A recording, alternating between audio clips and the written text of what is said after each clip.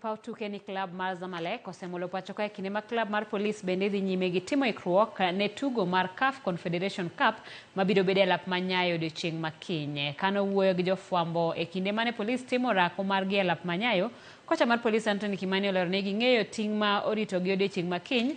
Kata kamano ikruok margi ni kare kendo geno en timo maber e tielo mokwongo. Kenneth Muguna gi Brian Musa ok bi tugo ne klab mar Police odiechieng' makiny.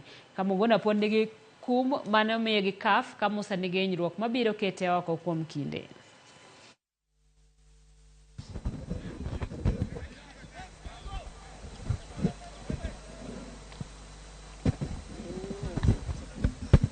Kulingana vile pia tumetrain, naona mood iko juu, ukiangalia vile watu wanajituma kwa mazoezi, watu wako ready kwa game ya kesho.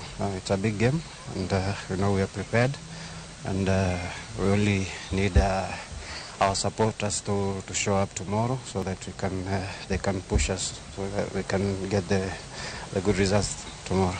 We've had a good 2 weeks to prepare for this particular match since we played our last match against Ethiopian Coffee. The mood in camp is really positive. Every player is raring to go, and I'm pretty sure any of these players that gets an opportunity to represent us tomorrow will put his best foot forward and will ensure that we get a good result at home.